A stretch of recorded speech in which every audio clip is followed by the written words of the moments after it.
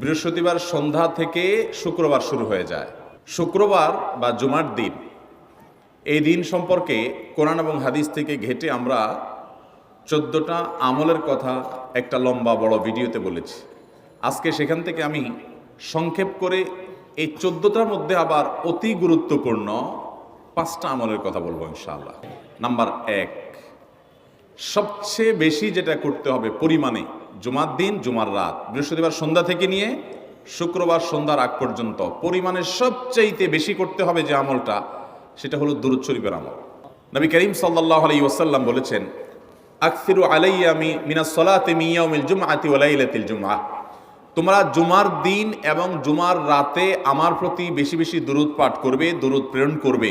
ফাইন্না সালাতাকুম মারুদাতুন আলাই, কারণ তোমরা যে দুরূদ পাঠ করো এটা আমার কাছে পেশ করেন আল্লাহর ফেরেশতারা, এবং রীতিমতো নামধাম সহকারে আল্লাহর একদল ফেরেশতা নিয়োজিত আছে। তারা বলেন, আল্লাহ, হে আল্লাহ রাসূল, আপনার অমুক উম্মত, অমুক অনুসারী, আল্লাহর অমুক বান্দা পৃথিবীর অমুক প্রান্ত থেকে, অমুক দেশ থেকে, অমুকের সন্তান, সে আপনার প্রতি দুরূদ পেশ করেছে জুমার দিনে, জুমার রাতে বা অন্য সময়ে।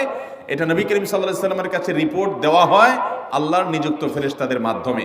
এই জন্য শুক্রবার এবং শুক্রবার দিন এবং রাত, অর্থাৎ বৃহস্পতিবার সন্ধ্যা থেকে নিয়ে শুক্রবার সন্ধ্যা পর্যন্ত এই 24 ঘন্টার মধ্যে নবী করিম সাল্লাল্লাহু আলাইহি ওয়াসাল্লামের ভাষ্য খেয়াল করেন, আকসিরু আলাই।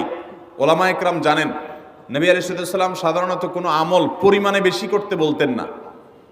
পরিমাণে বেশি করতে বলার মতো আমল খুব কম ইসলামে।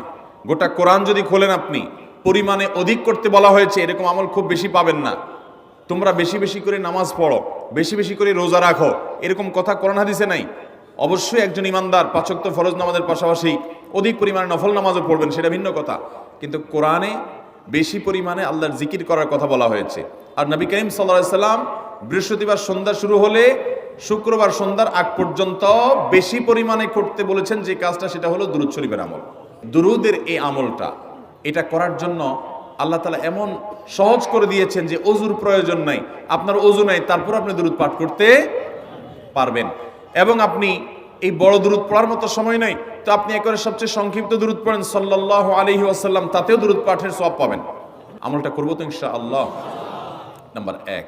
নাম্বার 2, জুমার দিন উপলক্ষে অন্য যে কোনো দিনের চাইতে জুমার দিন অর্থাৎ শুক্রবারের ফজর নামাজ পুরুষরা মসজিদে জামাতের সাথে পড়বেন।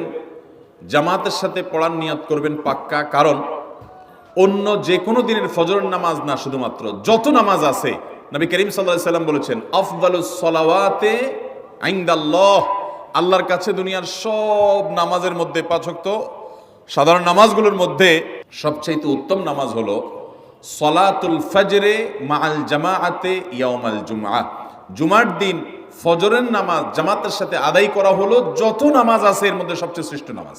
ভাইরা আমার, প্রত্যেক বৃহস্পতিবার আসলে সন্ধ্যার সময় প্রতিজ্ঞা করব, সপ্তাহের অন্য দিন যদি আমার ত্রুটি বিচ্যুতি হয়ও আমি সেটাকে কারেকশন করার চেষ্টা করব, কিন্তু শুক্রবার ফজরটা পুরুষ হিসাবে আমি জামাতের সাথে পড়বই পড়বো।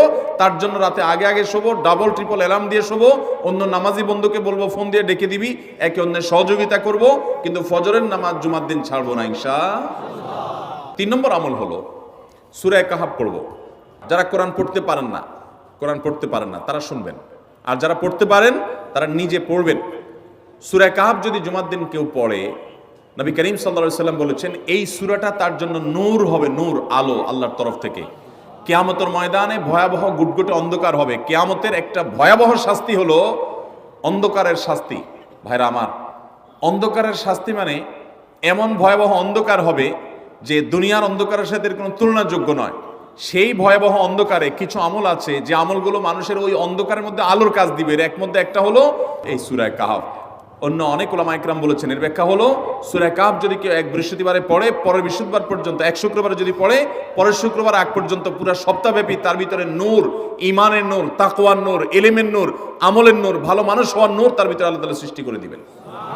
তো নবী সাল্লাল্লাহু আলাইহি ওয়াসাল্লাম বলেছেন সূরা কাহাফের প্রথম 10 আয়াত যদি কেউ মুখস্থ করে, তো এই ব্যক্তিকে আল্লাহ রাব্বুল আলামিন এবং যদি তেলাওয়াত করে, এই ব্যক্তিকে আমলের মাধ্যমে দাজ্জালের ফিতনা থেকে আল্লাহ বাঁচিয়ে রাখবেন। অতএব জুমার দিন প্রত্যেক শুক্রবারে সূরা কাহাফ পড়ব তো ইনশাআল্লাহ। 4 নম্বর আমল হলো দুনিয়াতে যত ফজিলতপূর্ণ আমল আছে এর মধ্যে সবচেয়ে বেশি ফজিলতপূর্ণ আমল এটা, খুব সহজ আমলটা, খুব সহজ। প্রত্যেক শুক্রবার আমরা এটা করতে পারি। জুমার দিন আগে ঘুম থেকে উঠে উত্তম রূপে গোসল করে মসজিদে আগে আগে গিয়ে পায়ে হেঁটে গিয়ে সামনে ইমাম সাহেবের কাছাকাছি গিয়ে বসা, অনর্থক কথা কাজ না করা, তেলাওয়াত জিকির আজকারের মশগুল থেকে নামাজটা পড়ে বের হয়ে আসা, এই কাজ। এই কয়েকটা কাজ যদি করে তাহলে কাজ কয়টা হলো? আগে আগে ঘুম থেকে উঠা, ওই যে ফজর নামাজ জামাতের সাথে পড়া ইত্যাদি, গোসল করা উত্তম রূপে, আর পায়ে হেঁটে মসজিদে যাওয়া, বাহনে না চড়া। 4 নম্বর হলো ইমামের কাছাকাছি গিয়ে বসা, কোনো অনর্থক কাজ না করা। এই 4টা কাজ যদি কেউ জুমার দিনে করে, নবী করিম সাল্লাল্লাহু আলাইহি সাল্লাম বলেছেন ওই ব্যক্তি বাসা থেকে মসজিদ পর্যন্ত যে আসলো, যতগুলো পা ফেলবে, যতগুলো স্টেপ ফেলবে, যতগুলো কদম দিবে, প্রতিটা কদমের বিনিময়ে আল্লাহ রাব্বুল আলামিন তার অ্যাকাউন্টে, তার আমল নামাতে 1 বছর রাত জেগে, সারা রাত জেগে তাহাজ্জুদ নামাজ পড়লে এবং 1 বছর সারা দিন, প্রত্যেকটা দিন পুরো বছর জুড়ে নফল রোজা রাখলে যে পরিমাণ সওয়াব পাইতো, 1 বছর নফল রোজা, 1 বছর রাতভর জেগে তাহাজ্জুদের নামাজ পড়ার সওয়াব মাত্র একটা কদম ফেলার বিনিময়ে দিবেন। চেষ্টা করব না ইনশাআল্লাহ?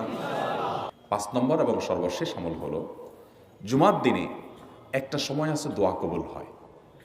দোয়া কবুলের যে সময়গুলো আছে এর ভিতরে অত্যন্ত ইম্পর্টেন্ট একটা সময় হলো জুমার দিন। শুক্রবারের একটা সময় সম্পর্কে নবী সাল্লাল্লাহু আলাইহি ওয়াসাল্লাম বলেছেন যে একটা সময় আছে শুক্রবারের, এই সময়ে বান্দা কোনো দোয়া করলে আল্লাহ তাআলা ফিরিয়ে দেন না, কবুল করেন। কিন্তু সময়টা যে ঠিক কখন, এটা হাদিসে নবী সাল্লাল্লাহু আলাইহি ওয়াসাল্লাম বলেন না, যাতে করে হয়তো আমরা সারা দিনেরই কম বেশি দোয়ার চেষ্টা করি। এই বিষয়ে মুহাদ্দিসগণ, হাদিস বিশ্লেষকগণ, পণ্ডিত ওলামা একরামগণ হাদিসের বিভিন্ন আকার ইঙ্গিতকে গবেষণা করে, অ্যানালাইসিস করে এক একজন এক এক সময়ের কথা বলেছেন। তবে বেশিরভাগ ইমাম, বেশিরভাগ পণ্ডিত ওলামা একরাম, বেশিরভাগ আপনার ইসলামিক স্কলারগণের বক্তব্য হলো যে এই সময়টা হলো জুমার দিনের শেষ প্রহর, আসরের পর থেকে নিয়ে সূর্য ওঠার আগ পর্যন্ত এই সময়টা। আমাদের আল্লাহর দিকে মনোনিবেশ করতে হবে দোয়ার জন্য বেশি বেশি। তাহলে শুক্রবারে 5 নম্বর আমল হলো বেশি বেশি কি করবো ইনশাআল্লাহ? দোয়া। বেশি বেশি দোয়া করবেন, উঠতে বসতে চলতে ফিরতে। বিশেষভাবে সূর্য ডুবার আগের যে সময়টা শুক্রবার, অর্থাৎ দিনের শেষ সময়টা, বিশেষভাবে আল্লাহ তাআলার কাছে দোয়া করব। ঠিক আছে তো ইনশাআল্লাহ? কয়টা আমল বললাম? আমল করবো তো ইনশাআল্লাহ? মনে থাকবো তো ইনশাআল্লাহ? আমরা প্রয়োজনে বাসায় গিয়ে একটা কাগজে নোট করে ফেলবো, লিখে ফেলবো, লিখে এরপরে ওয়ালে টাঙ্গাই দিবেন বাসায় যে জুমার দিন এই 5 কাজ আমি ছাড়বো না। আপনি যদি মনেও না থাকে, আপনার যদি ভুলেও যান, আপনি এই কাগজ আপনাকে মনে করাবে ইনশাআল্লাহ। বাসায় ফ্যামিলি লোকদের সাথে শেয়ার করবেন। জুমার দিন হুজুর বলেছেন, আমি একটু আমার মন থেকে বলিনি, এগুলো সব কোরআন হাদিসের কথা বলেছি আপনাদেরকে। কোরআন হাদিসের আলোকে 5টা আমলের কথা বলেছেন। বিশেষভাবে জুমার দিন আমি 5টা আমল করবই করব। ভাইরা আমার, প্রত্যেক জুমার দিন যদি আপনি একটু ইমানের রিচার্জ করেন, ইনশাআল্লাহ সারা সপ্তাহ আপনার জন্য সেটা উপকারে আসবে। চেষ্টা করবো তো ইনশাআল্লাহ? আল্লাহ তাআলা এই আমলগুলো আমাকে, আপনাকে, আমাদের সবাইকে করার তৌফিক দান করুন।